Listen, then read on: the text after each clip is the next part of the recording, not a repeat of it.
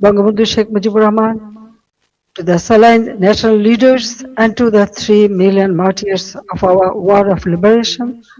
I also remember with profound grief and members of my own family whom I lost on 15th August 1975.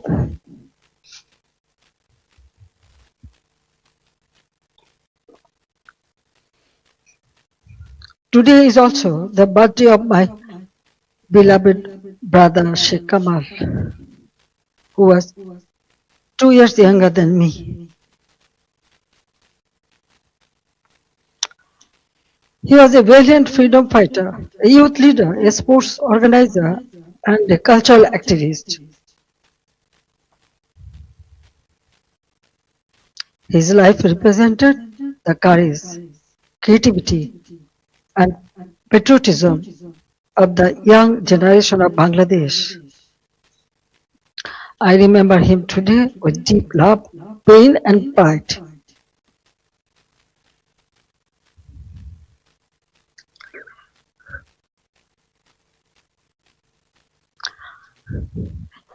Ladies and gentlemen, for the last 2 years, I watched my beloved Bangladesh suffer.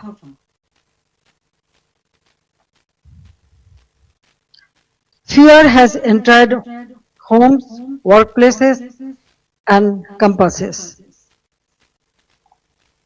This is not the Bangladesh we built.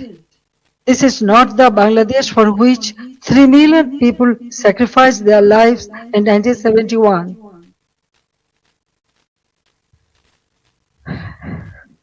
Let me begin with the truth about July and August 2024.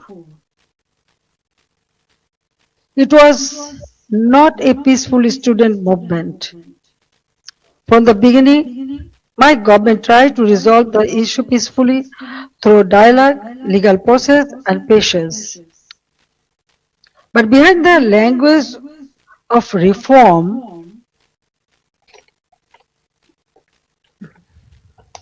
organized groups were working to turn students' demand into violent political instrument. In 2018, responding to student demands, we abolished the quota system. In 2024, when the High Court annulled the decision, the government appealed because we wanted to uphold the abolition.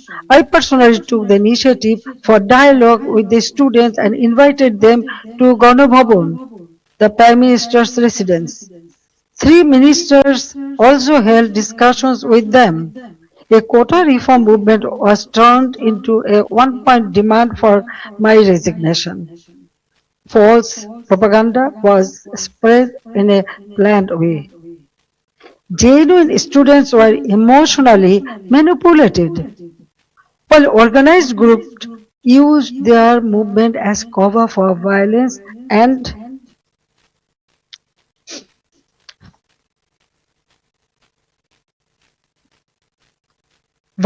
regime change. Muhammad Yunus himself said this was a meticulously designed movement led by a mastermind. His own words expose the truth. It was not simply a spontaneous student protest. There was no visible or responsible leadership. Instructions were given invisibly. It was organized, directed, and used to create a path to power outside the ballot box. From July 15th, the character of the movement changed. Killings, arson, attacks, and looting began. State property was destroyed. Bangladesh television was attacked and set on fire.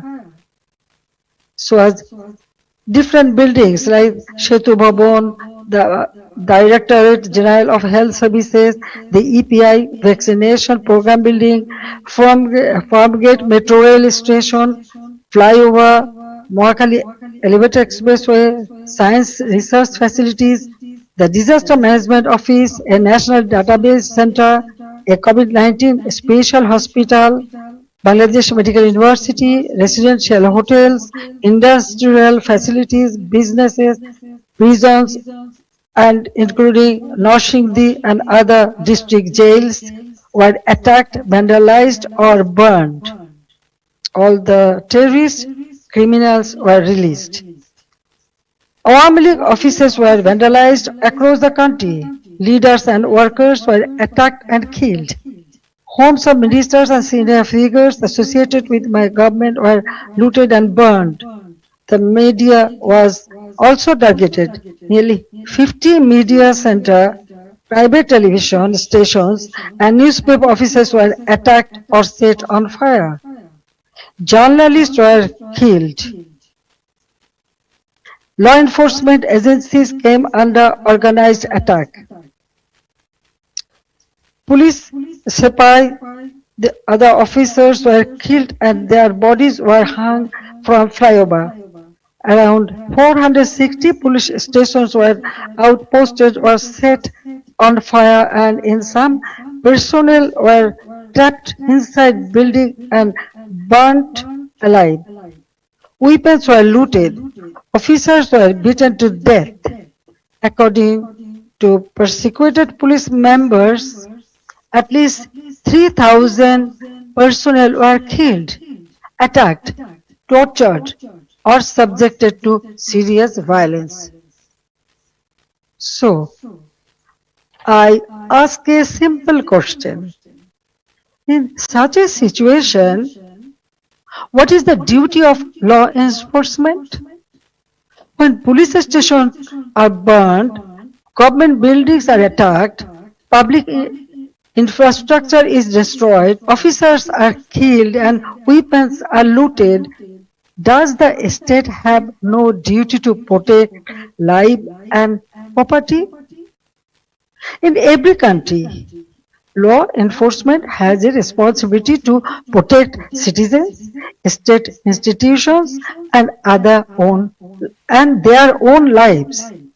This is not a crime. That is the duty entrusted to them by law.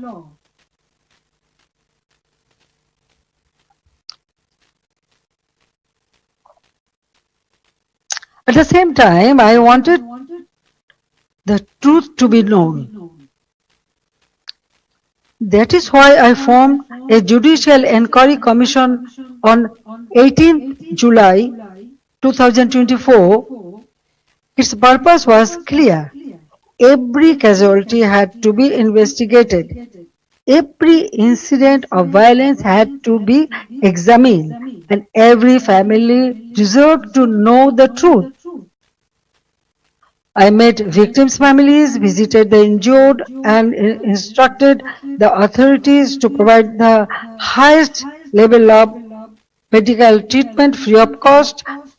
And on 1st August, I strengthened the inquiry into a 3-member commission so that the investigation would be credible and comprehensive. But after seizing power, the illegal interim government led by Muhammad Yunus stopped the investigation. They did not allow the truth to come out. They gave indemnity to those who involved in the killings. If they truly wanted justice, why did they stop the inquiry? If they had nothing to hide, why protect the killers? That one decision tells the truth.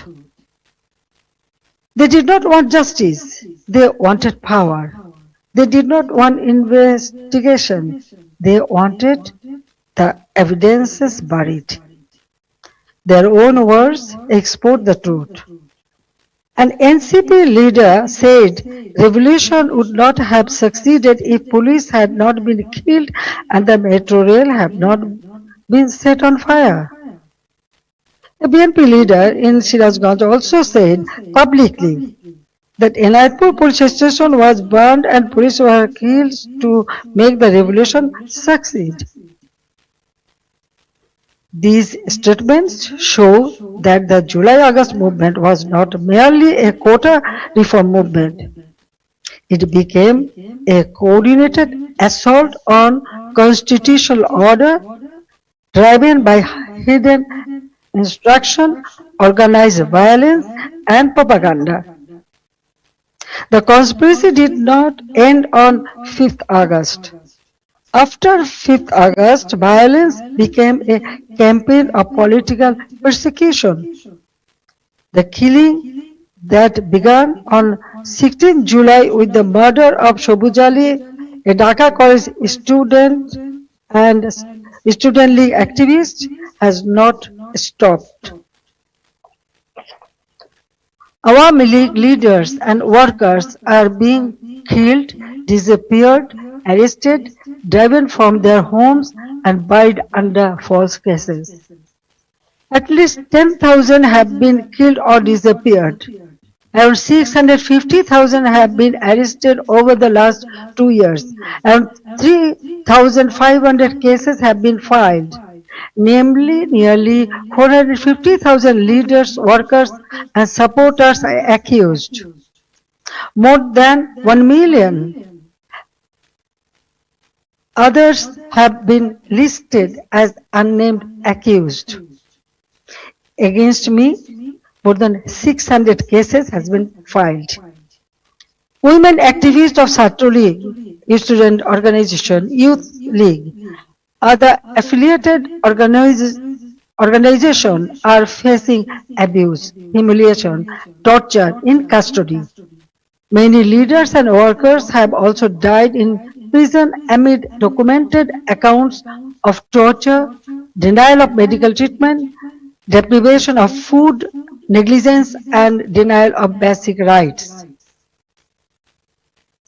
The persecution is not limited to the Awami League members of only. The member of minority community, judges, lawyers, intellectuals, cultural figures, journalists, professionals, workers, even rickshaw pullers, farmers, ordinary citizens have been attacked, arrested, or accused in murder cases. No one who stands for the spirit of the liberation war is safe. Symbols and memorials of our liberation war have been destroyed. Freedom fighters have been humiliated with garland of shoes. The historic residence of Bangabandhu Sheikh Mujibur Rahman, the Bangabandhu Memorial Museum at Dhanmondi 32 has been attacked and demolished in phases. This is not random violence. This is an attempt to erase the spirit of the liberation war from Bangladesh. Muhammad Yunus himself spoke of pressing a reset button to whip away the country's previous history. They want to erase the liberation war, they want to erase Bangabandhu, they want to rewrite Bangladesh against the foundation on which it was born. Convicted war criminals have been released, militants and top terrorists have been freed. Even after a staged election brought the BNP to power, the situation did not change. Bangladesh remains a grip of fear, terror, depression, economic hardship, and deep insecurity. Now, look at the condition of the country. The progress we built has been destroyed, and ordinary people are paying the price. GDP growth has fallen to 2.22% compared with 6.80% during the Awami League government. Industrial production has fallen sharply. For the first time in 54 years, the industrial sector has faced negative growth. Defaulted loans in the banking sector have reportedly risen from 13% to 47%. Poverty has increased from 18.60% to 46.8%. Investment has turned negative. Job creation has collapsed. More than 2 crore people have newly fallen into unemployment. Over 500 industrial factories have closed. More than half of industrialists and business owners are either in prison or forced into hiding. The government is running by borrowing 700 to 900 crore taka from banks every day. Project costs have been increased by 50% to 250%.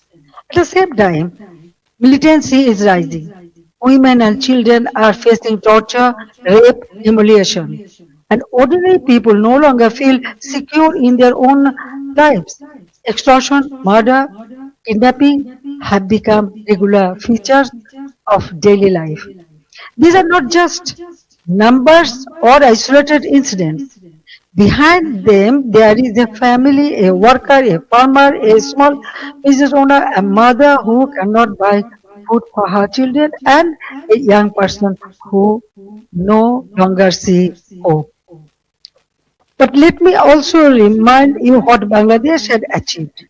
The welfare of the people has always been the purpose of my deep politics. My father of the nation, Bangabandhu Sheikh Mujibur Rahman, gave his life for the ideal, and I have carried the ideal with full commitment. During my 5 terms as a Prime Minister, we used long-term planning, sound financial management, disciplined implementation to place Bangladesh on a strong foundation. After 2008, across 16 years and 4 consecutive terms, we implemented major projects such as Padma Bridge, Metro Rail, Rupur Nuclear Power Plant, Matarbari Deep Sea Port, Kandapuli Tunnel, Bangabandhu Satellite. We maintain GDP growth between 6.5% to 7.5%. Our development projects were not vanity projects. They were part of building national capacity. Our social programs were not charity. They were investments in human dignity. We made Bangladesh stand tall. We made it known as the rising tiger of Asia. Bangladesh's crisis is not only a domestic crisis, it affects regional peace, security, trade, development, and human dignity. That is why I call upon the international community and all the friends of Bangladesh to stand with the people of Bangladesh in their struggle for democracy, justice, and peace. A stable Bangladesh matters for South Asia, for the Bay of Bengal, for development partners, and for all countries that believe in democracy, rule of law, and justice. The next decade can be a decade of recovery and renewal, but only if democracy is restored and the people are allowed to decide their own future. That is why I make these demands clearly. The ban on the Awami League must be lifted, political prisoners must be released, false cases must be dropped, freedom of speech must be restored, media freedom must be protected, judicial independence must be guaranteed. Law enforcement agencies must serve the people, not those who use power for revenge. These are not demands for one party only. There is necessary steps to save Bangladesh. Whatever fate awaits me, I will return to my people. I cannot stay away while my beloved countrymen are suffering. I know I may be detained, I may be sent to prison, they may try to enforce verdicts issued in fabricated cases, but fear cannot decide my duty to the people. My life moves beyond calculations of personal safety long ago. In 1971, I was in imprisonment with my mother. My son, Joy, was born in captivity. In 1975, I lost my family. I spent 6 years in exile. After returning home, I fought against military ruler, dictatorship, and political conspiracies. There were 19 assassination attempts against me. Even the grenade attack of 21st August 2004 could not stop me. Therefore, I am not worried about my own future. I am worried about the future of Bangladesh. I want to return because the people deserve security, development, prosperity, and peace. They deserve a state that protects them, an economy that gives them opportunity, and a democracy that gives them rights. My return and the return of the Awami League to the democratic process is not about power. It is about putting Bangladesh back to the right track. It is about reviving the country's path of development, progress, secularism, stability. I want to return to Bangladesh to one purpose, to stand beside the people and help improve their lives. The people are the source of all power. I believe in them, I trust them, I love them, and I will return to them. Joy Bangla, Joy Bangabandhu. Thank you very much for listening me and giving me so much time. Thank you.